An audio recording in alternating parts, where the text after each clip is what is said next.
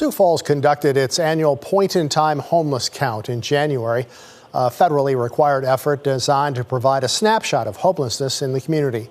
Volunteers spread out across shelters, transitional housing programs, and known outdoor locations to count people experiencing homelessness on a single winter night.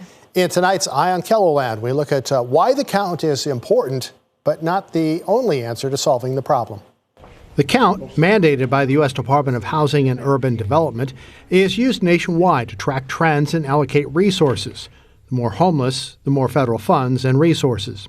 This year's count took place on January 27th, basically a snapshot. Katrina is one of those people who was counted. She's working with a caseworker at the Bishop Dudley House to get housing. I never knew I was going to be homeless and stranded like I was. I lost my husband. And then everything fell apart, So it was my baby son, my husband, my home, my dog, and everything all in 1 year. So yeah, I was really floored. I didn't think I'd be here talking to anybody right now as of today because my whole world fell apart. Suzanne Smith is a professor at Augustana University who studies housing insecurity and says the homeless count has been showing an increase year after year. That could be because we're doing a better job counting. It could also be, the number of people who are experiencing homelessness goes up as the population goes up.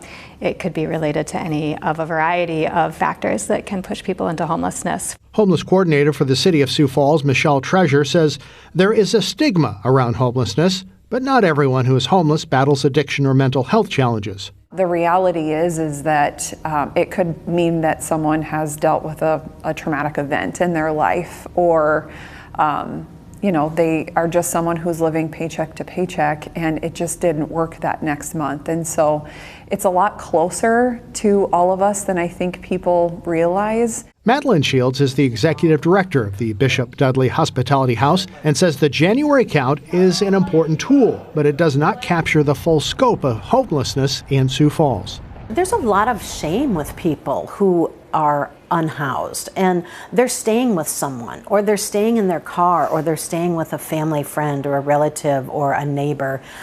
They don't want to admit that they don't have a home of their own because they're embarrassed, they feel like they're a failure, which is really not true. It can happen to anyone at any time.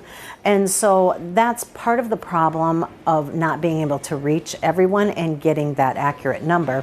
The Bishop Dudley Hospitality House is Sioux Falls' largest emergency shelter.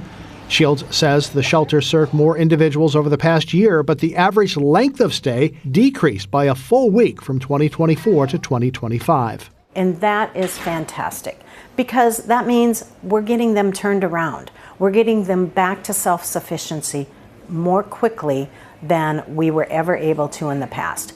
Situations like that are encouraging. Shields, Smith, and Treasure all agree that agencies working together, whether that's the St. Francis House, the VA, or Southeastern Behavioral, and offering different types of services, seems to be the key to reducing homelessness. Homelessness will always be with us. So when we talk about reaching effective zero for homelessness, it doesn't mean no one will ever be unhoused. It means that when people become unhoused, it is short, it is temporary, and there are systems in place to get them back into housing. Behind every data point is a person with a story, and the homeless count is a starting point, not an end point. I have hopes to be in my own place, get me a dog, you know what I'm saying, and be normal again. City officials expect final results from the January count to be released later this spring. Treasure says the data will be used to inform local planning efforts and support applications for state and federal funding.